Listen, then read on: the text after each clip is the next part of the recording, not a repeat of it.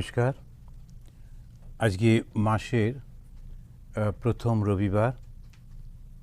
আজকে যে বিকেলবেলায় সন্ধেবেলাতে আমরা যেমন বঙ্গভবনে সবাই মিলিত হতাম, সেরকম হয়তো সামনে কয়েক মাস পরে আমরা হতে পারবো আবার।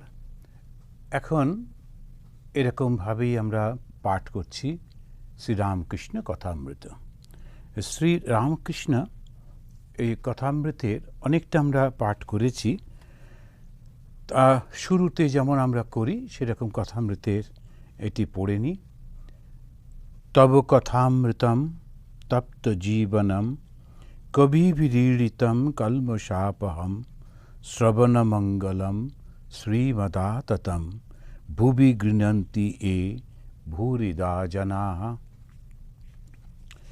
আমরা গত মাসে যে আলোচনা করছিলাম সেখানেতে ঠাকুরের কথা বলছিলেন যে আমি কে, এটা খুঁজতে গেলে তাকেই পাওয়া যায়।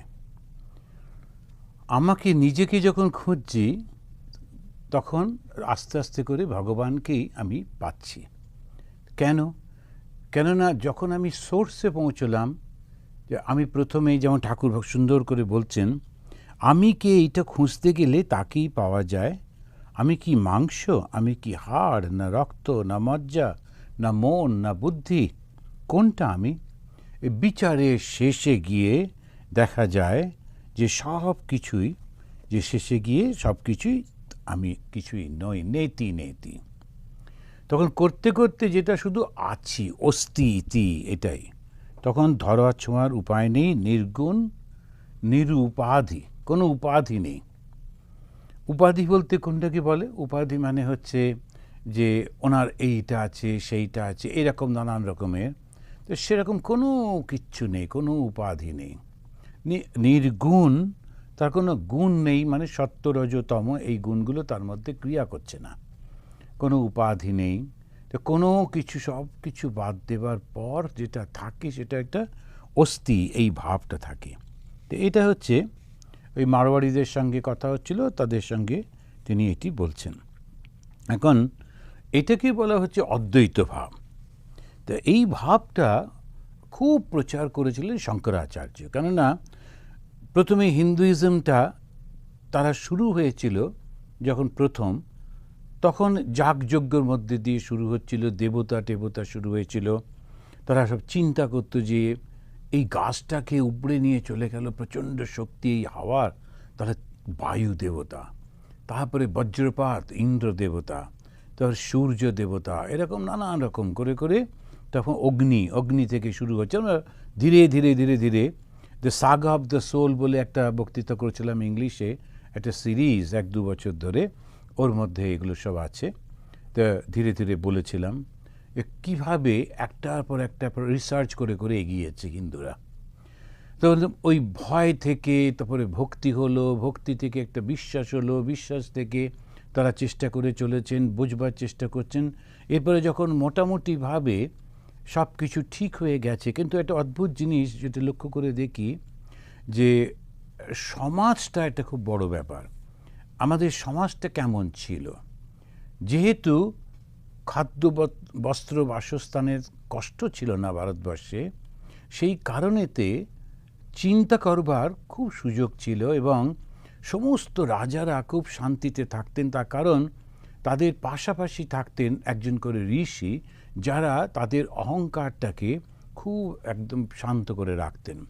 তখন রাজাদের যেই হাতে ক্ষমতা আসে তখন মনে হয় যেন আমি সব। পরবর্তীকালে দেখা গেল সব দেশের সব রাজারা, ইউরোপ, এশিয়া, সব রাজারা নিজেদের সঙ্গে ভগবানের সঙ্গে একাত্ম করে ফেলছেন। আমি হচ্ছি ভগবানের প্রতীক, তারপরে যা খুশি করছেন। এই ধীরে ধীরে আন্দোলনের মধ্যে দিয়ে গণতন্ত্র ইত্যাদি এলো। এখন ধর্মের মধ্যে দিয়ে ওই যাগ যজ্ঞ পূজা পাঠ করতে করতে প্রশ্ন এলো যে এই এতজন যে দেবতা বলছে, এদের মধ্যে শ্রেষ্ঠ দেবতা কে? সব ঋগ্বেদেই রয়েছে, ওই রিসার্চগুলো ওই সময়ে দেখতে পাচ্ছি।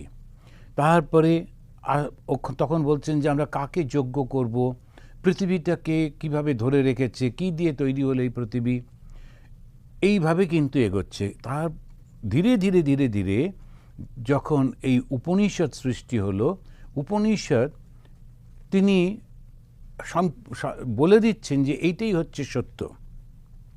তিনি ওটা ব্যাখ্যা করছেন না, ব্যাখ্যা করতে যাচ্ছেন না, তার কারণ যে তিনি যাদেরকে বলছেন, যাদেরকে শেখাচ্ছেন, তারা ওটা জানে, সেই জন্যই ডাইরেক্টলি বলে দিচ্ছেন। কিন্তু ব্যাখ্যার প্রয়োজন হয়ে পড়ল। যখন ব্যাখ্যার প্রয়োজন হয়ে পড়লো তখন ফিলোসফি তৈরি হতে লাগলো। এক একটা ফিলোসফিতে, আর সবসময় ভারতবর্ষে একটা জিনিস খুব সুন্দর ছিল, সেটা হচ্ছে ধর্মের স্বাধীনতা। ধর্ম নিয়ে আমি কিভাবে বলবো, কথা বলবো, কি করব, সবটা আমার উপর ছিল। ফলে এখনও রয়েছে। তো ব্যাখ্যা করতেন, বিভিন্ন রকমের ফিলোসফার এসে গেলেন। তখন এই 780 এরকম সময় শঙ্করাচার্য এলেন। তিনি এসে 30 বছর 32 বছরের মধ্যে ওই বুদ্ধিজমটাকে তিনি একদম সরিয়ে দিয়ে আবার নতুন করে হিন্দুইজমটাকে পুনঃপ্রতিষ্ঠা করলেন। কেন বুদ্ধিজম এলো?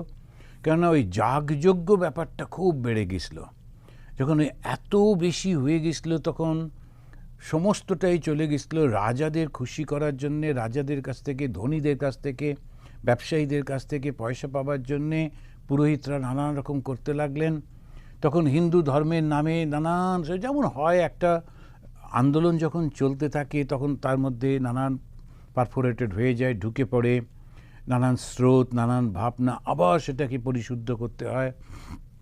এই জগতে এটা চলতেই থাকে।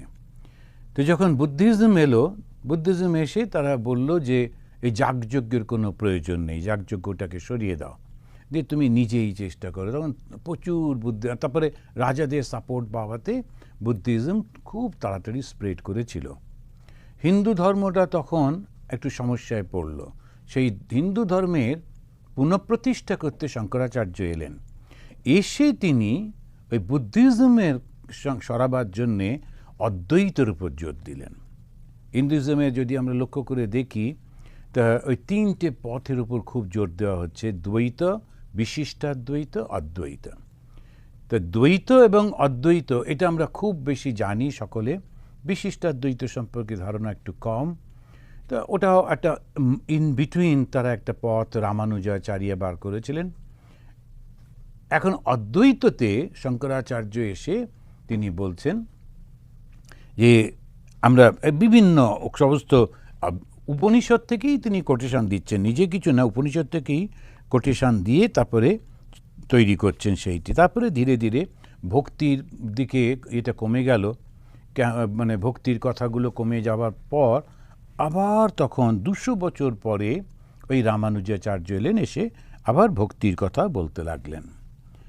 এখন এই যে বলছেন জীব ব্রহ্ম হয়ে যাচ্ছে, জীবের কথা তিনি বলছেন শ্বেতশতর উপনিষদে, অন্যান্য জায়গা থেকে। তো ঠাকুর সেইটা ওই অদ্বৈত বেদান্তের কথাই বলছেন।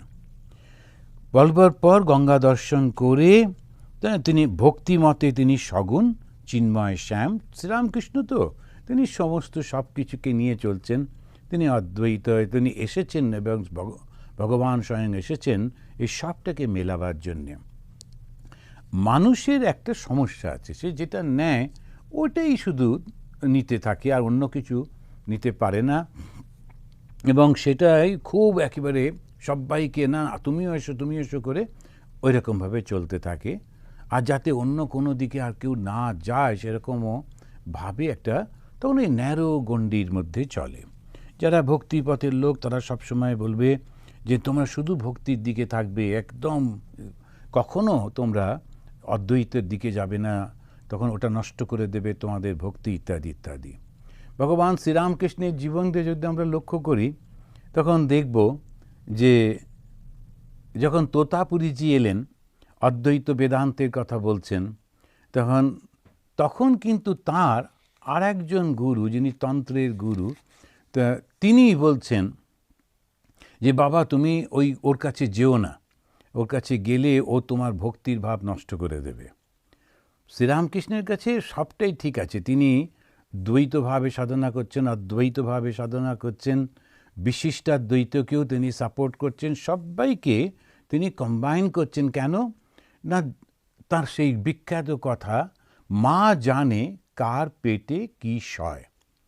তো বাড়িতে এক রকমের মাছ এসেছে, তা কেউ ভাজা খেতে ভালোবাসে, তো কেউ কালিয়া খেতে ভালোবাসে, তো কেউ সিম্পল ঝোল খাবে।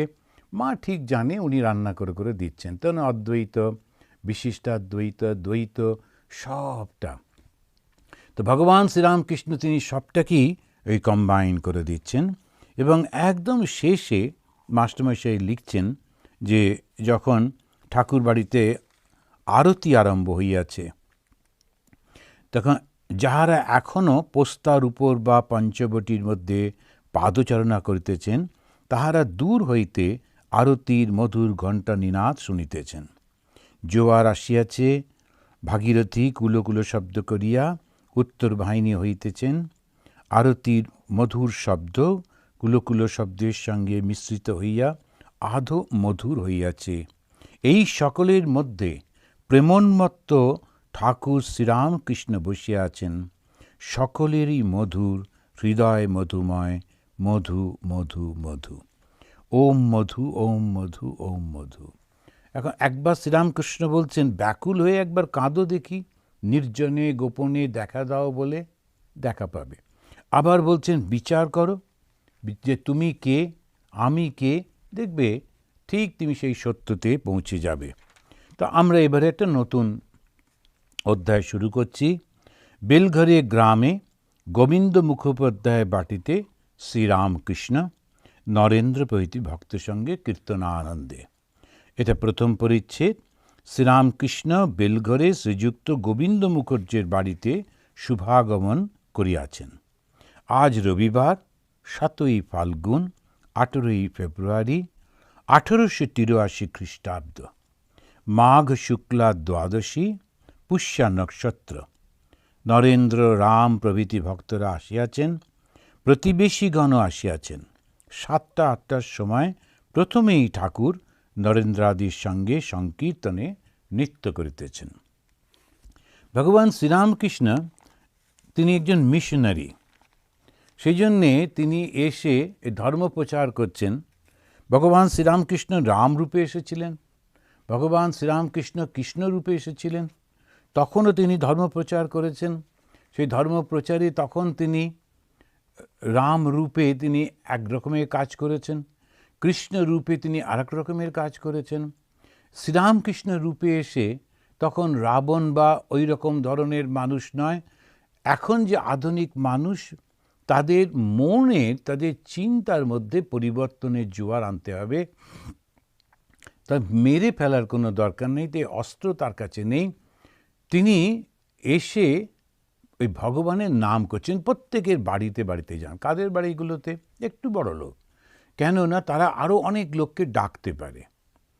একটা গরিব মানুষের ঘরে গেলে সে একজনের, কিন্তু যদি একটা বড় লোকের বাড়িতে যাওয়া যায়, তারা অনেক লোককে ডাকে, শিক্ষিত লোক তারা আসে। তাদের বুদ্ধির মধ্যে, মাথার মধ্যে, মনের মধ্যে যদি এই চিন্তাটা যায়, তখন তারা তাদের ভাবে আবার অনেক লোকের কাছে পৌঁছে যায়। তো শ্রীরামকৃষ্ণের কাছে তো বেশি আর সময় নেই। এটা 1883, 1886তেই তিনি শরীর ত্যাগ করবেন। আর 3 বছর মাত্র বাকি। নরেন্দ্র প্রভৃতি ভক্তরা এসে গিয়েছেন, এই যুবক ভক্তেরা। শ্রীরামকৃষ্ণ তাদেরকে তৈরি করছেন তার পরবর্তী এই যারা তার পতাকাবাহী হবে। তো কেমন করে কীর্তন শুরু হচ্ছে। ঠাকুর নিজেও কীর্তন করছেন, নাচছেন, গাইছেন। কীর্তনান্তে, কীর্তন যখন হয়ে গেল, সকলে উপবেশন করিলেন। অনেকেই ঠাকুরকে প্রণাম করিতেছেন। ঠাকুর মাঝে মাঝে বলিতেছেন, ঈশ্বরকে প্রণাম করো। এখন এই কথাটা একটা অদ্ভুত গুরুত্ব রয়েছে। যদি আমি মানুষটাকে প্রণাম করি, আমরা বেশিরভাগই মানুষটাকে ভালোবেসে ফেলি। মানুষ মানে ওই পার্টিকুলার ওই শরীরটা, ওই রূপটা, ওই নামটা। ফলে কি হয়, আর অন্যের কাছে যাব না, অন্যের কথা শুনবো না, এরকম একটা হতো। শ্রীরামকৃষ্ণ কিন্তু বলছেন, তুমি কিন্তু ঈশ্বরকে প্রণাম করো। মানুষের মধ্যে সেই ভগবান, শ্রীরামকৃষ্ণ স্বয়ং সেই ভগবান, কিন্তু ওই যে শরীরটুকুই কিন্তু তিনি তা নয়। ওই মধ্যে দিয়ে তা ভগবানের প্রকাশিত হয়েছে, অসাধারণ। ওই ছবিটার দিকে তাকালেই ভগবানকে দেখা হয়, এটা সবই ঠিক।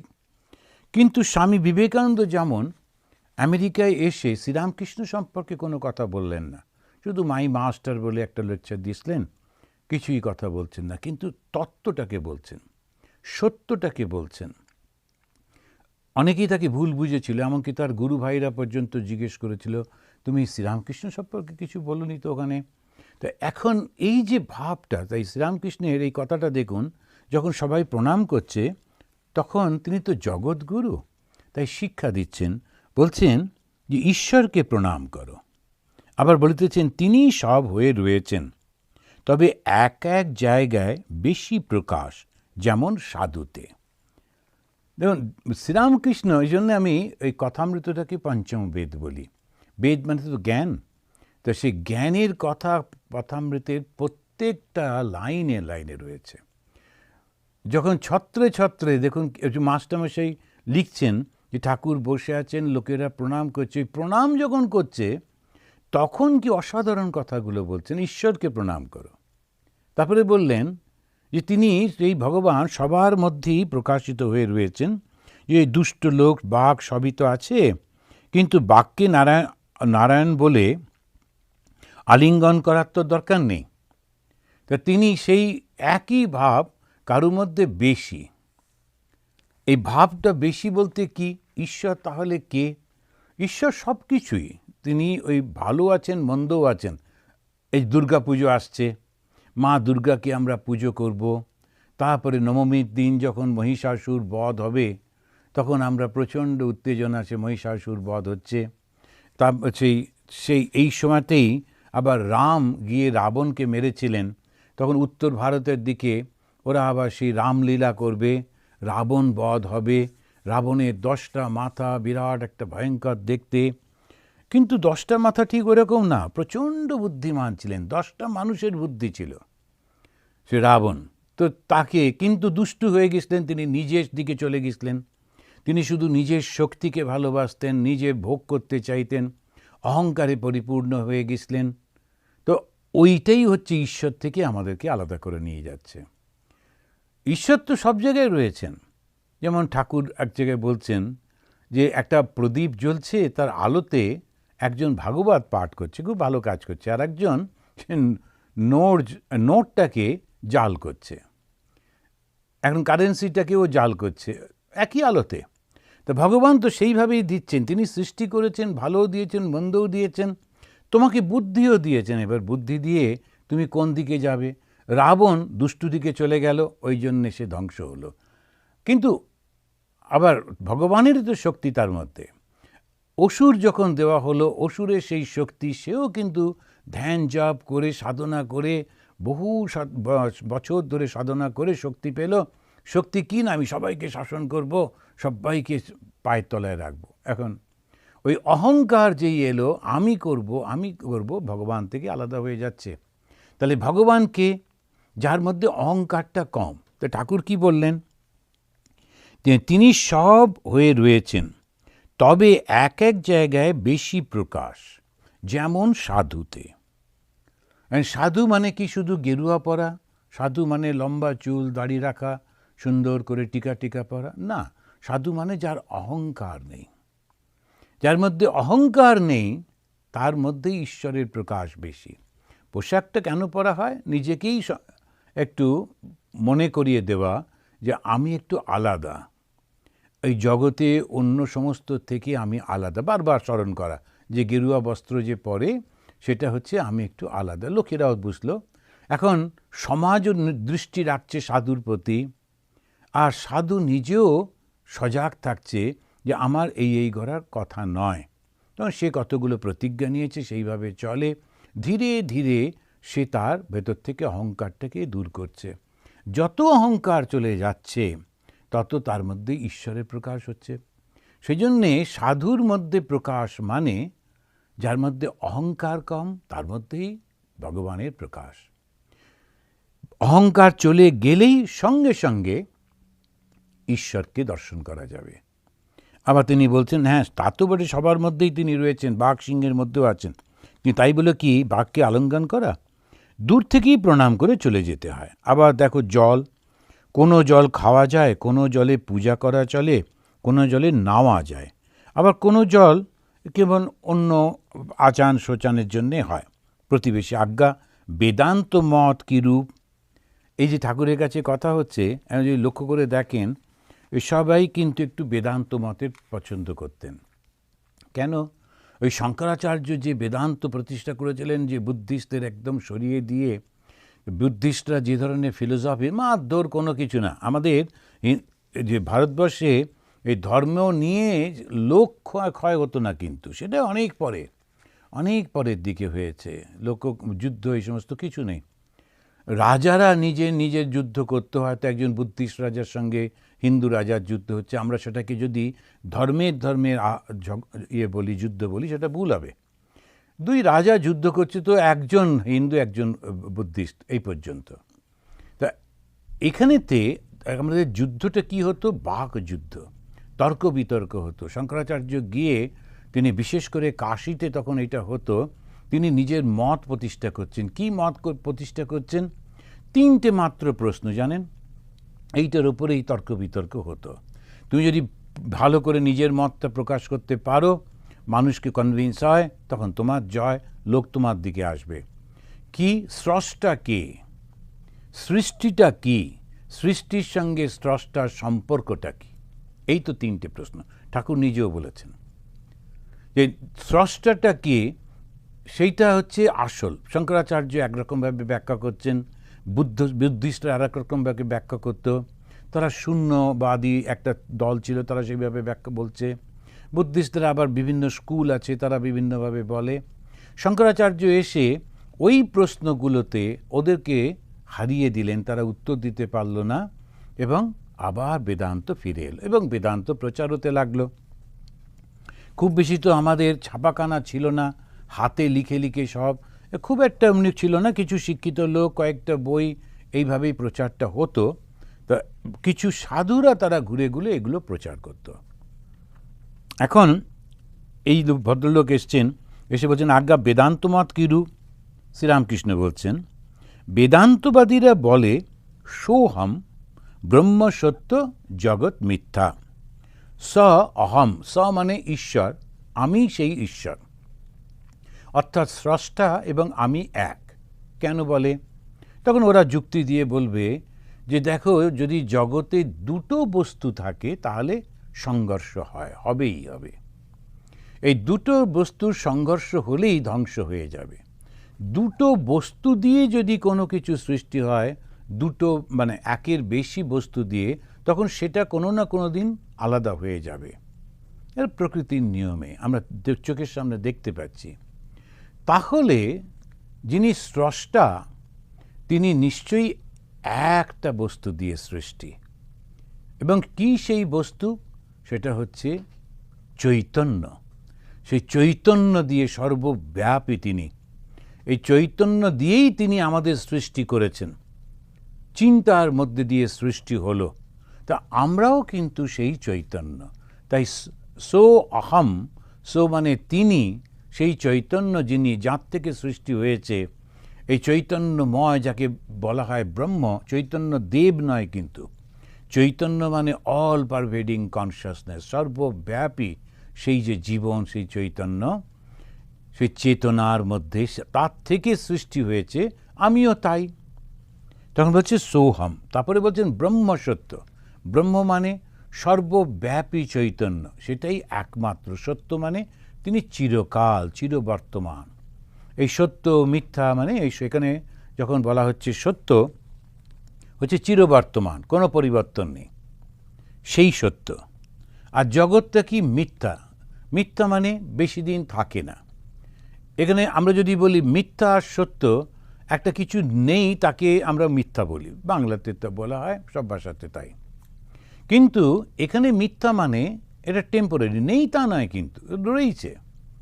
আমি ছুঁতে পাচ্ছি, দেখতে পাচ্ছি, ঘ্রাণ পাচ্ছি, তা আমি সেটাকে স্বাদ গ্রহণ করতে পারছি। মিথ্যা কি করে বলি? মিথ্যা নয়। মিথ্যা মানে হচ্ছে এটা টেম্পোরারি, কিছুদিন থাকবে, তারপরে আর থাকবে না, সেই জন্যে মিথ্যা। তো সেটাকে সত্য কি করে বলছি? বিভিন্ন বক্তৃতায় দেখবেন সাধুরা বলেন যে আমি ছোট্ট ছিলাম, আমি বড় হয়েছি, আমি বৃদ্ধ হব, আমি মারা যাব। শরীরের এই পরিবর্তনটাকে কেউ একজন দেখছে। সেটা কে দেখছে? আমি। আমি ছোট ছিলাম, আমি মধ্যবয়সী, আমি বড় হব, বৃদ্ধ হব, আমি কিন্তু কন্টিনিউ আছে, শরীরটা পরিবর্তন হচ্ছে। আবার মনের ক্ষেত্রেও তাই, আমি ছোট্টবেলায় আমার এরকম চিন্তাভাবনা ছিল, তারপরে তো বড় হয়ে এরকম চিন্তাভাবনা হলো, তারপরে এরকম হলো, এই আমি কিন্তু সারাক্ষণ রয়েছে। তাহলে এই আমিটা কে? ওই যে ঠাকুর আগের বারে আমরা শুরু করলাম পড়ার সময়, তিনি বলছেন আমি কে, হু অ্যাম আই, এই প্রশ্ন করতে করতে তিনি ওখানেতে পৌঁছে যাচ্ছেন। তো সেই ওরা পৌঁছতে গিয়ে বলছে আমি সেই চৈতন্য, আমি সেই চেতনা, এই চেতনা থেকেই এই সমস্ত কিছু হয়েছে। তখন বলছে আমি সোহাম। আর জগৎটা যেটা দেখছি তাহলে কি? জগৎটা কিন্তু আমার কাছে দুদিনের, বেশি নয়। এই জগৎটা কি? নাম আর রূপ হচ্ছে জগৎ। হিন্দুদের এই একটা খুব সুবিধে, একদম স্পেসিফিক, আর বেশি লম্বা লম্বা কিছু নেই, মন্ত্রগুলো একটু বড় বড়, কিন্তু ধারণা একদম সোজা করে বলে দেবে। দেখুন জগৎ কাকে বলে? নাম আর রূপ। নাম আর রূপ থাকলেই জগৎ।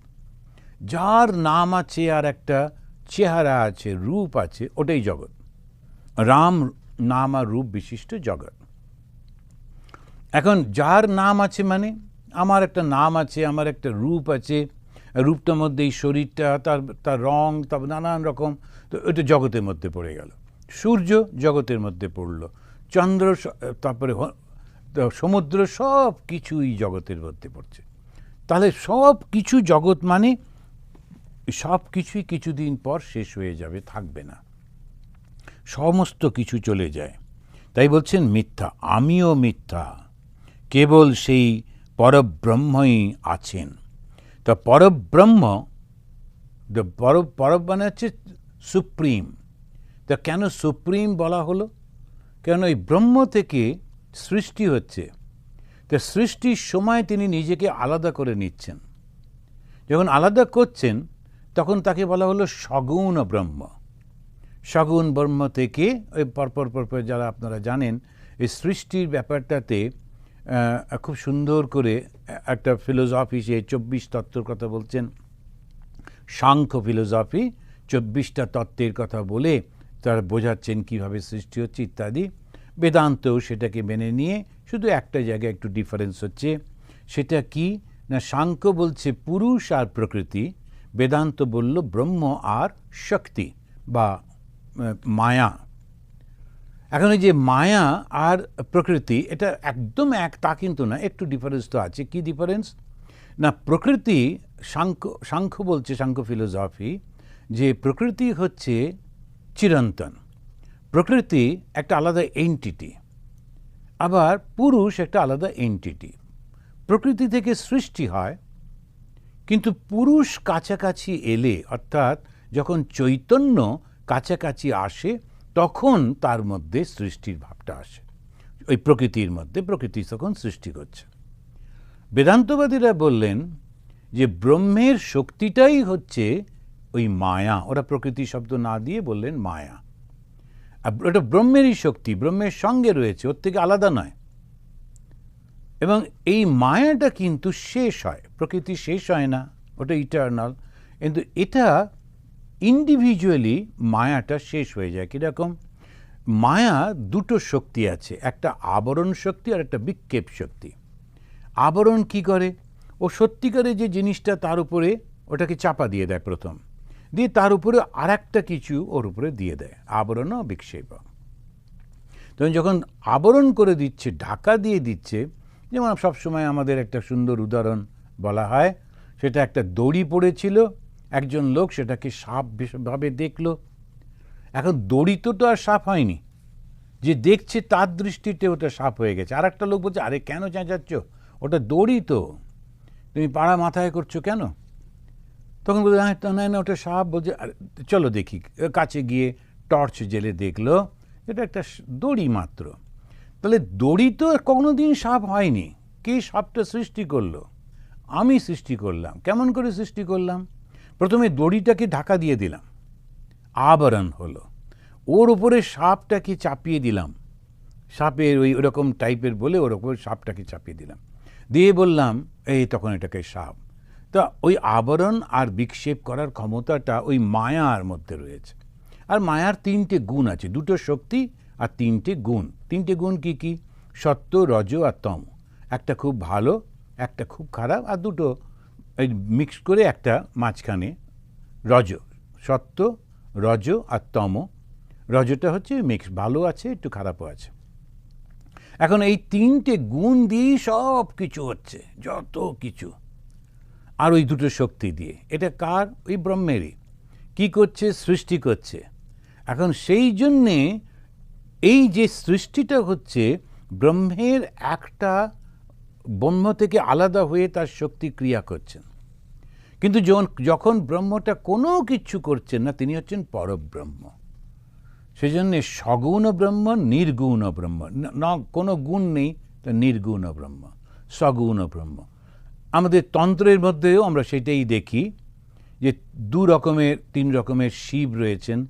তো একজন শিব একেবারে মৃত, তারপরে একজন শিব তিনি সাদা রং ফিরে পেয়েছেন, তারপরে তৃতীয় জন তাকাচ্ছেন, যখন তাকালেন তখন তার বুকের উপরে মা কালীর সৃষ্টি হলো।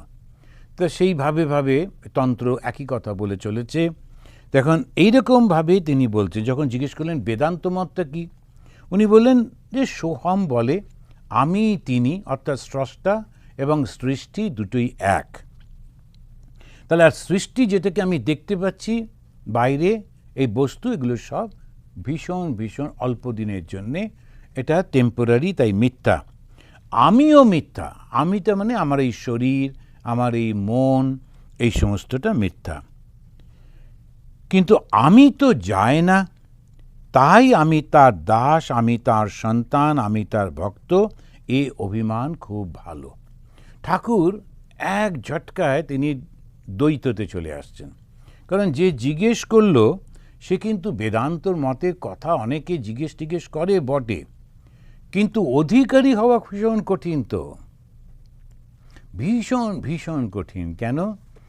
আমার খিদে পাচ্ছে, আমার ঘুম পাচ্ছে, আমার কষ্ট হচ্ছে, আমার আনন্দ হচ্ছে, কিন্তু আমি বলছি না, আমার কিচ্ছু হচ্ছে না, আমি এসবের মধ্যে নেই। যারা জ্ঞান মার্গ পথে যায়, জ্ঞানের পথে যায়, তারা ধ্যানও করে না। কেননা কে কার ধ্যান করবে? তারা প্রার্থনা করে না, পুজো করে না। কে কাকে পুজো করবে, কার কাছে প্রার্থনা করবে? তাহলে তারা কি করে? ওরা বিচার করতে থাকে। কি বিচার? নেতি নেতি, এটা নয়, এটা নয়। একটা দুঃখ এলে বলেন না, দুঃখ কার দুঃখ? আমার তো কোনো কিছু নেই। আমি তো এই যে মনটার মধ্যে একটা দুঃখ এসেছে, কেননা এই মনটা সে ওই লোকগুলোর সঙ্গে যুক্ত হয়েছিল, ওদের মধ্যে একজনের মৃত্যু হয়েছে, সেই জন্য একটা দুঃখ এসেছে, কিন্তু আমার সঙ্গে কোনো সম্পর্ক নেই। এরকম করে করে বিচার করে চলেছে। ভীষণ কঠিন পথ। আমি এই দেহ, আমি এই মনের মধ্যে থেকে আমি নই, মুখে বলা যত সোজা, করা ভীষণ কঠিন। তা ঠাকুর শ্রীরামকৃষ্ণ বলছেন যারা ওটা পারে, খুবই কম, তারা করুক। তোমাদের বাবু দরকারটা কি? আমাদের যেমন অল্প বয়সে সব বাচ্চাদেরকে, ছেলে মেয়েদেরকে বাবা মা ওই জোর করে সায়েন্স পড়াতে হবে। একটা সময় একটা ঢেউ আসে। তো এখন সে কবিতা লিখতে ভালোবাসে কিংবা খেলা করতে ভালোবাসে, তাকে ওই দিকে দিলে হয়তো খুব ভালো হতো। ওই জোর করে অঙ্ক, আর সে অঙ্ক বুঝতে পারছে না, অঙ্ক পড়তে ভালো লাগে না। আবার যার ভীষণ অঙ্ক ভালো লাগে এবং সুন্দর করে অঙ্ক করছে, তাকে যদি বলা হয় না তুমি কবিতা লেখো, ছবি আঁকো, তার পক্ষে ভীষণ কঠিন হয়ে যায়। সেই রকমই যে জ্ঞানমার্গের লোক, তারা জ্ঞান মার্গটাকে খুব ভালো বুঝতে পারে, সেইভাবে চলে। যদিও এটা কঠিন, এটা যদি ঠিক বুঝে শুনে না করা হয় তখন খুব হিপোক্রেসি এসে যায়। মুখে বলে একরকম, যে পুজোও করছে না, জপ ধ্যানও করছে না, আমি ব্রহ্ম, অথচ নিজে স্বার্থপরের মতো লুকিয়ে লুকিয়ে নানা রকম করছে। ওইগুলো দরকার নেই। যারা জেনুইনভাবে করে, তখন ঠাকুর দেখলেন যে প্রশ্ন করেছে সে জ্ঞানমার্গের এমনি একটা কৌতূহল, সঙ্গে সঙ্গে তিনি কিরম সরিয়ে নিয়ে এসে বলছেন এই হচ্ছে ঠিক টিচার। সঙ্গে সঙ্গে তিনি তাকে বলছেন, আচ্ছা আমি তো আর যায় না, আমি মিথ্যা, কিন্তু আমি তো আর যাচ্ছে না, অত সোজা তো নয়। ওর থেকে বাপু বলো না যে আমি ভগবানের সন্তান, আমি ভগবানের দাস, আমি তার ভক্ত, এই অভিমানটা করো। আমি তো একটা অভিমান তো যাচ্ছে না, বরং এইটা করো। কলিযুগে ভক্তিযোগী ভালো। ভগবান শ্রীরামকৃষ্ণদেব খুব পরিষ্কার করে এটা বলে দিচ্ছেন। এক জায়গায় বলেছেন নারদীয় ভক্তি, কলিযুগে ওইটা করা যায় না, এত বেশি শরীর সম্পর্কে থাকে তো, সব থেকে ওই নারদীয় ভক্তি। তিনি বলেন ভক্তিযোগী ভালো। এখন এক একটা যুগ, সত্য, ত্রেতা, দ্বাপর, কলি, এক একটা 4টে যুগে ভাগ করা হয়েছে। এই নয় যে সত্য যুগেও মিথ্যা ছিল না, তা নয়, পরিমাণটা কম ছিল। তবে ত্রেতা যুগে শ্রী রামচন্দ্র এলেন, তারপরে দ্বাপরে কৃষ্ণ এলেন। তো এরকম করলে কেন এলেন? কেননা ধর্মের অবক্ষয় হয়েছিল, লোকে ধর্ম পালন করতে পারছিল না, ধর্মের নামে নানা রকম অধর্ম হচ্ছিল, তাই তো ভগবান এলেন। কলিযুগেও ঠিক সেই অবস্থা, কিন্তু আরও কঠিন অবস্থা। কেন? ইতিমধ্যে মানুষের বুদ্ধির বিকাশ হয়েছে, এবং যখনই সে খুব বুদ্ধিমান হয়, এবং ছোটোবেলায় বাচ্চারা খুব সরল সাদাসিধে থাকে। তো একটি বাচ্চাকে বলা হয়েছে, তখন ওই একটা ঝুড়িতে দেখো তো আম আছে, ওই আমটা নিয়ে চলে এসো, আমটা তুলে পেছনে হাতে করে আসবে, তাহলে ওখানে কাছাকাছি বাবা বসে আছেন, উনি দেখতে পাবেন না। বড় ভাইরা ছোট ভাইটাকে পাঠিয়েছে, অ্যান্ড ছোটোটা তো বুঝতে পারে না, ও গেছে, বাবাও বোঝেননি ও কী করতে, ও গিয়ে আমটাও ঠিক তুলেছে, পেছন দিকে হাতটাও নিয়েছে, কিন্তু ফেরার সময় তখন তো বাবা পেছনে পড়ে যাচ্ছেন, সেই সময় তো হাতটা সামনে নেওয়া দরকার, ও বুদ্ধিটাও নেই, সুতরাং ও পেছন দিকে হাত করেই আসছে। বাবা দেখলেন। দেখুন এই রকম যে সরল সাদাসিধে এই ভাবগুলো শিশুকালের মধ্যে রয়েছে। যখন বলা হলো, বাবা বলল যা তো, কেউ একটা এসেছে, তো গিয়ে বল বাবা বাড়িতে নেই।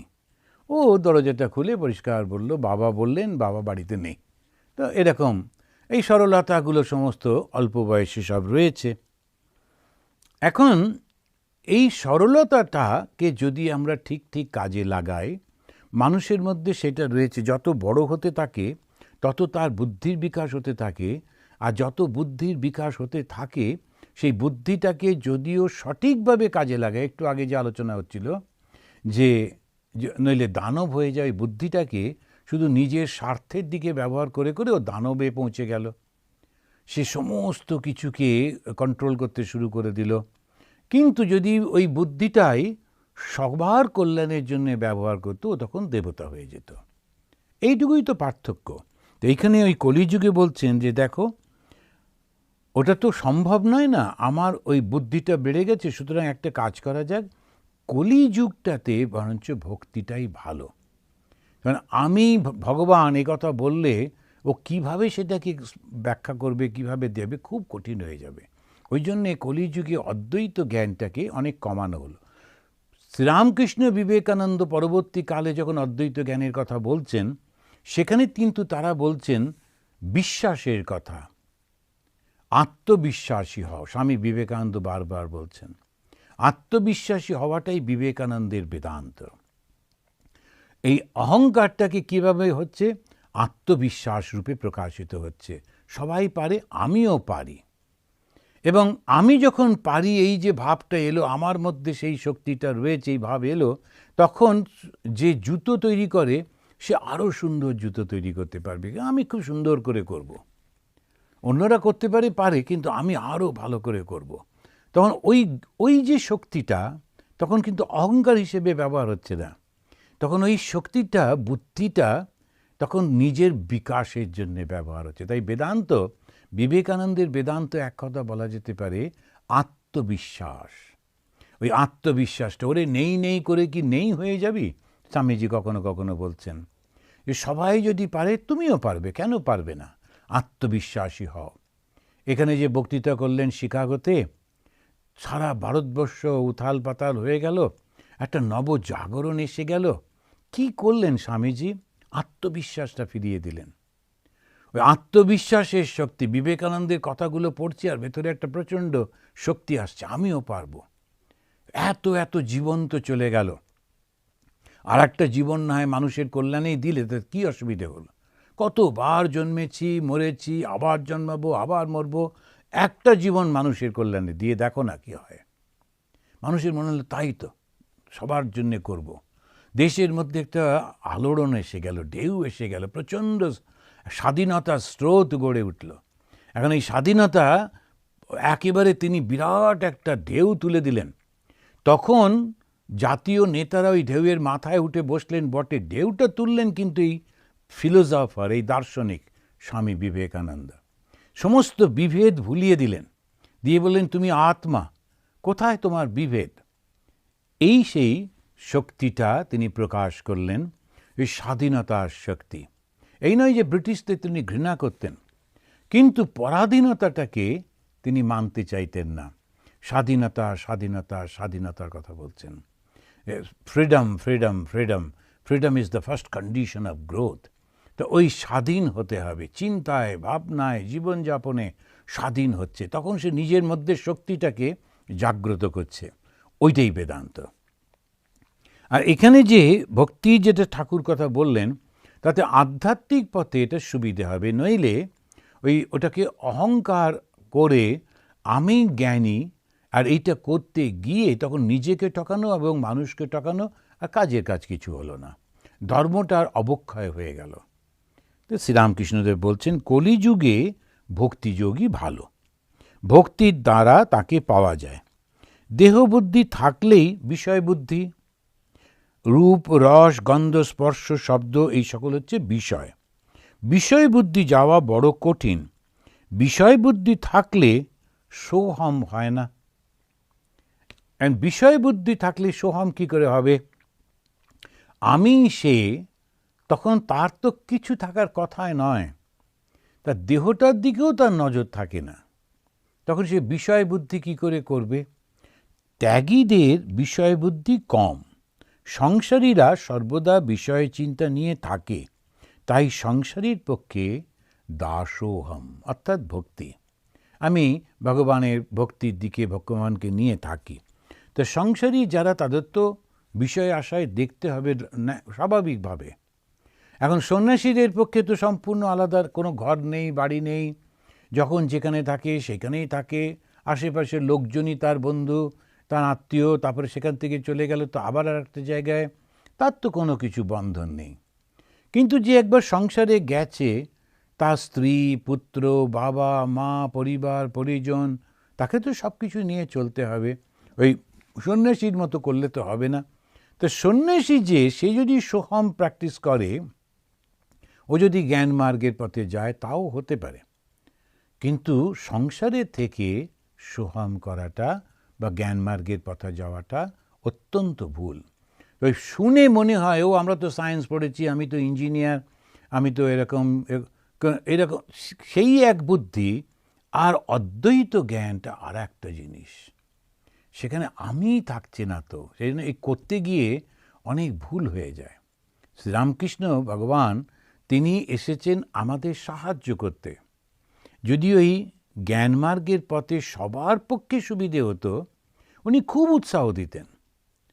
নরেনকে খুব উৎসাহ দিচ্ছে, নরেন যেতে চান না, পড়তে চান না, যোগ বাশিষ্ঠ পড়বেন না, কেন বলছেন না না, ওখানেও বলছে যে যোগ বাশিষ্ঠতে গুরু বশিষ্ঠ বলছেন তুমি সেই ভগবান, রামকে বলছেন, বলছে না না এটা ব্লাসফেমি, এটা ঈশ্বরের নিন্দা করা হচ্ছে, আমি ওটা পড়ব না। এই নরেন্দ্র ঠাকুর বলছেন তুই আমার জন্য একটু পড়, তোকে পড়তে হবে না, তুই আমার জন্য একটু পড়। ওইটা পড়ে ওর মধ্যে ওই জ্ঞানের উন্মেষ আছে, ও শিবের অংশ, ওর মধ্যে জ্ঞান স্বাভাবিক রয়েছে, দেহবোধ নেই, ওর জন্য এই পথ ঠিক আছে, কিন্তু অন্যদের জন্য সবার জন্য নয়। তো তা আমার প্রয়োজন হচ্ছে আমি একেবারে হিমালয়ের মাথায় উঠব। এখন হিমালয়ের মাথায় আমি কোন পথ দিয়ে যাব, কিভাবে যাব, আমার পক্ষে যেটা সুবিধে সেটাই নেব। কেউ একজন উইদাউট অক্সিজেন পৌঁছে গেল, আমার অতটা শক্তি নেই, আমি অক্সিজেন নিয়েই উঠলাম, তা কী ক্ষতি হলো? ওটা তো হলো। এখন সেইটাই হচ্ছে কথা, কেউ যদি উইদাউট অক্সিজেন উঠতে পারে, বেশ তো খুব ভালো কথা, তার ওরকমভাবে প্র্যাকটিস করেছে, তার খুব ভালো শক্তি আছে। আমার ওপরে ওঠাটা নিয়ে কথা, একটু অক্সিজেন নিয়েই গেলাম, তাতে কি হলো? এইরকমভাবে যদি ভক্তির পথেই যাই, তাতে ক্ষতিটা কি? ভক্তিতে যখন আমি দেখলাম সেই ভগবান সর্বব্যাপী সর্বভূতে রয়েছে, তাতে একই তো দৃষ্টি হলো। সেই চৈতন্য সর্বত্র ব্যাপী আর ঈশ্বর সর্বত্র সর্বব্যাপী, একই তো হলো। একজন চৈতন্যকে দেখলো আর একজন ঈশ্বর রূপে দেখলো কিন্তু একই সত্যকে। শ্রীরামকৃষ্ণ তিনি মেলাতে এসেছেন, তিনি বিভেদ করতে আসেননি। আর যার পেটে যা সয় ঠিক সেইটুকুই তিনি দিচ্ছেন, ঠিক সেইভাবে দিচ্ছেন। এরপরে আর একজন প্রশ্ন করছে, ধর্মের এটা একটা খুব সুন্দর, পরিপ্রশ্নেন সেবয়া, খুব সুন্দর সুন্দর প্রশ্ন করে সেবা করে। তা আমরা সবসময় দেখছি যখন ওই প্রশ্ন করা হচ্ছে, এখন উদ্ধব তিনি প্রশ্ন করছেন শ্রীকৃষ্ণকে, শ্রীকৃষ্ণ চলে যাওয়ার ঠিক আগে সেখানে তিনি প্রশ্ন করছেন এই উদ্ধব ও গীতা, সেটা একটা খুব সুন্দর বই, সে ওই উদ্ধব প্রশ্ন করে চলেছেন। আর একটা হচ্ছে যেখানে অর্জুন প্রশ্ন করছেন, ভগবান উত্তর দিচ্ছেন, সেটা ভগবদ্ গীতা। এইখানেতে বিভিন্ন ভক্তরা প্রশ্ন করছেন, ভগবান শ্রীরামকৃষ্ণ উত্তর দিচ্ছেন, সেটাই কথামৃত। তো এই কথামৃতে প্রশ্ন একটা আর একটা হচ্ছে, প্রতিবেশী প্রশ্ন করছেন, আমরা পাপী, আমাদের কি হবে? এখন এই যে ভাবটা আমরা পাপী, এইটা একটা সময় খুব করে প্রচার করা হয়েছিল যাতে মানুষ খারাপ না হয়ে যায়। মানুষের মধ্যে দুরকমই আছে, ভোগের ইচ্ছাও রয়েছে, আবার ত্যাগের বাসনাও আছে।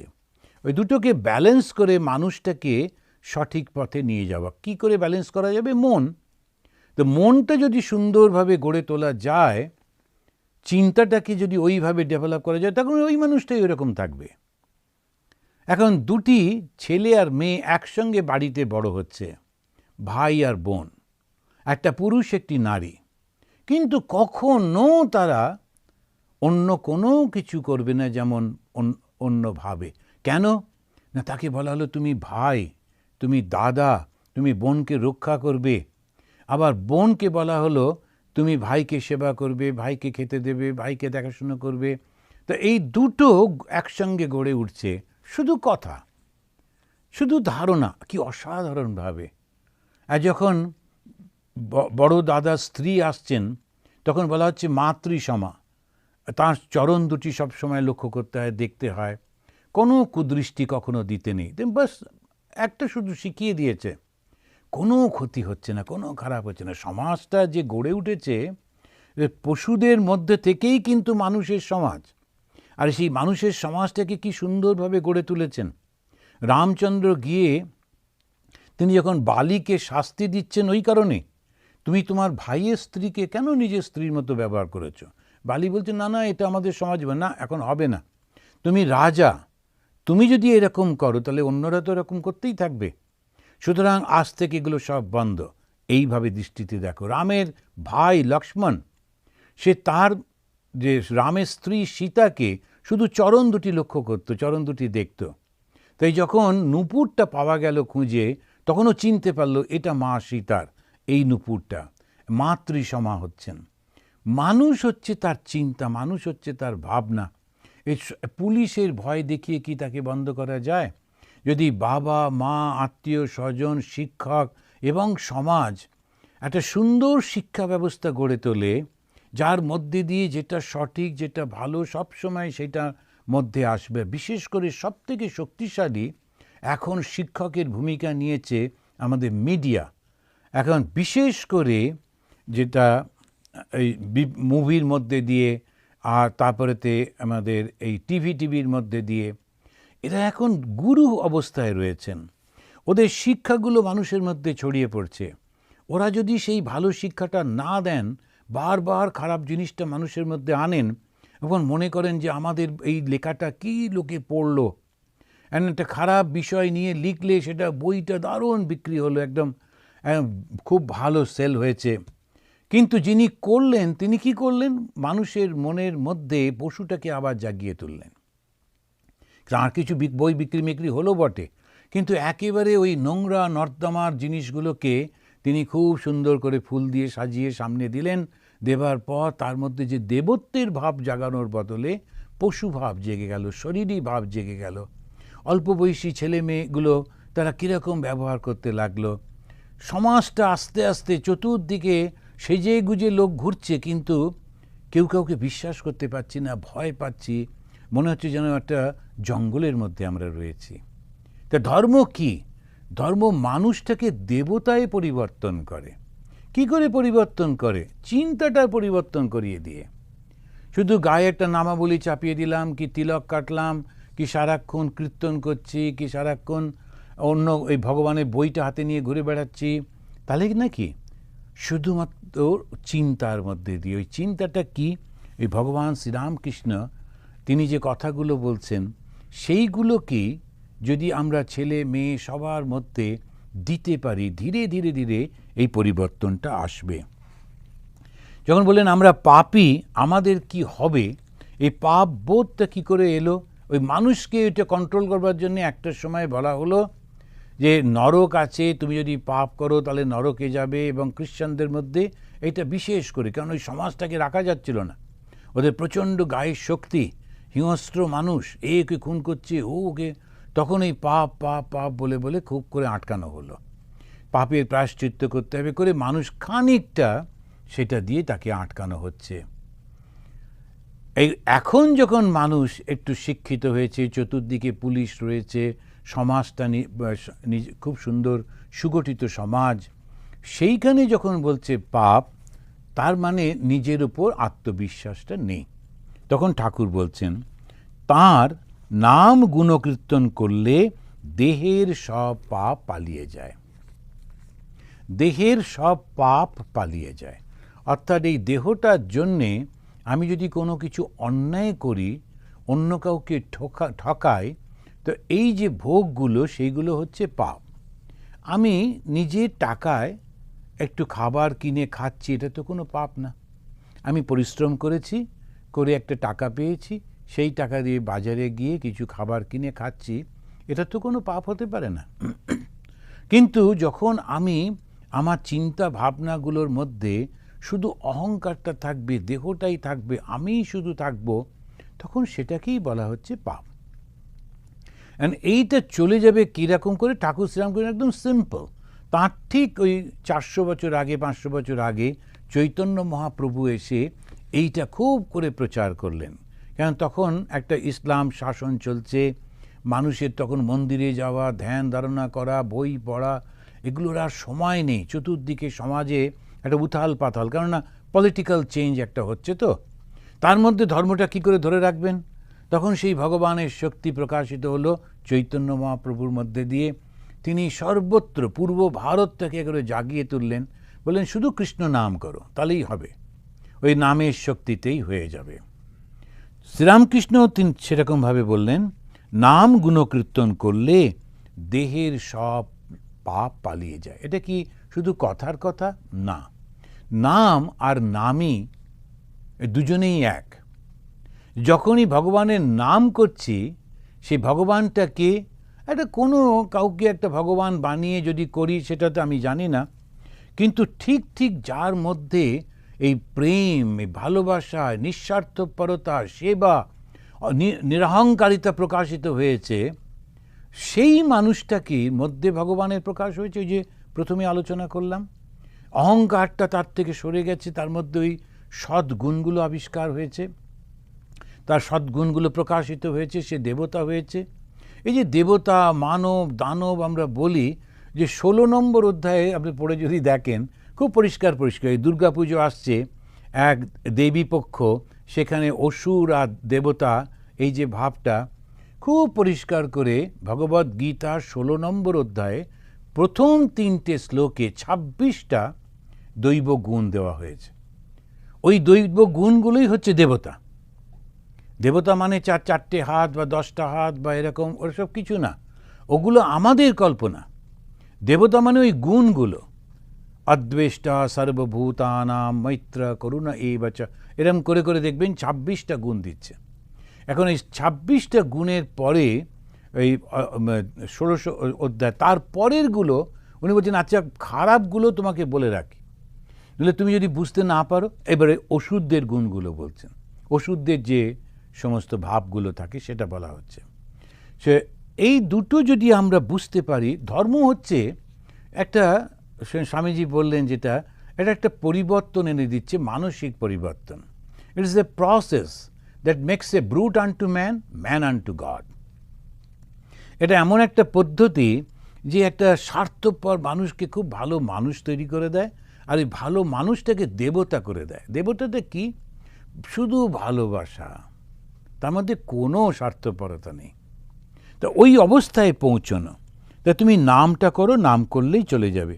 দেহ বৃক্ষে পাপ পাখি, তার নাম কীর্তন যেন হাততালি দেওয়া। হাততালি দিলে যেমন বৃক্ষের উপরে পাখি সব পালায়, তেমনি সব পাপ তার নাম কীর্তনে, গুণকীর্তনে চলে যায়। তার নাম আর গুণ কীর্তন করতে হবে। ভগবানের গুণটাকে যদি আমরা কীর্তন না করি, চিন্তা না করি, তাহলে ভুল হয়ে যাবে।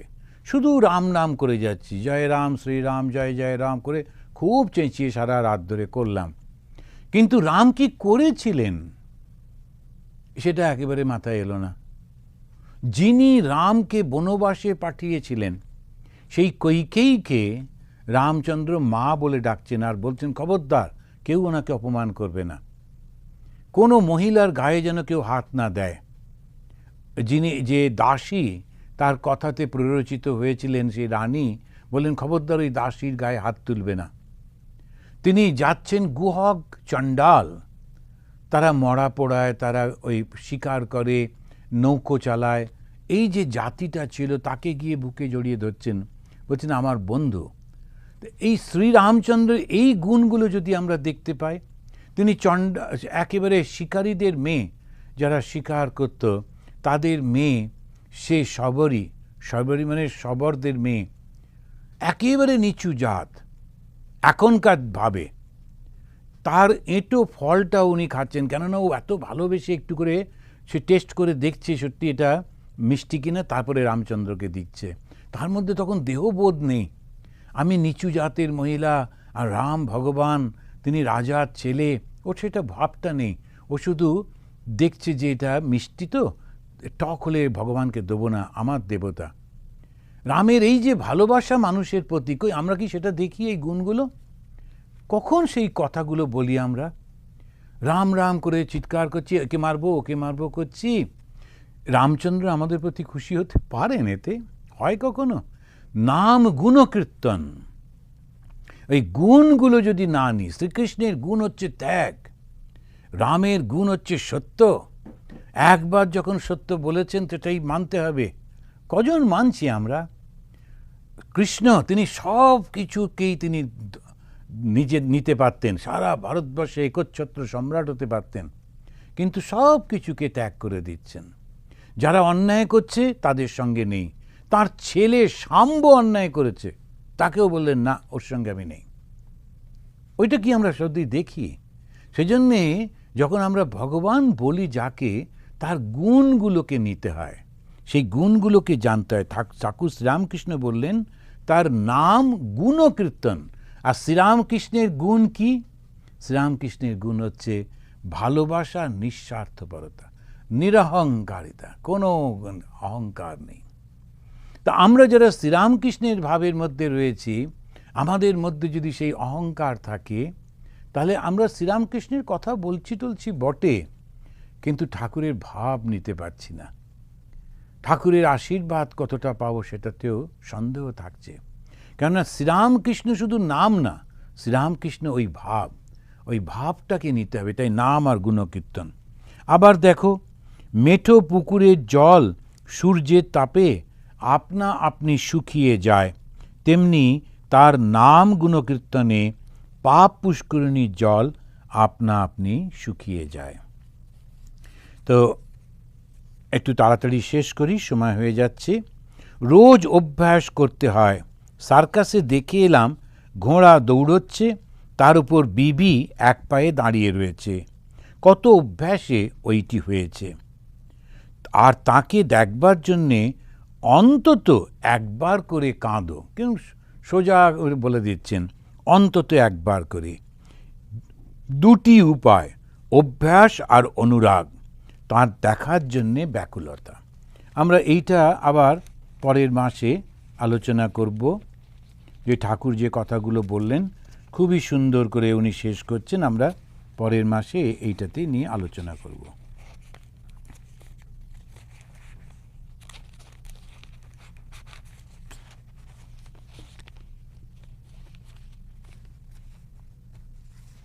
আসুন শেষ করি। নিরঞ্জনম নিত্যম অনন্তরূপম ভক্তানুকম্পা ধৃতবিগ্রহম বৈ ঈশাবতারম পরমেশমিড্যম তম রামকৃষ্ণম শিরসা নমামঃ। ओम शांति शांति शांति। हरि ओम तत्सत। श्री रामकृष्ण अर्पणमस्तु।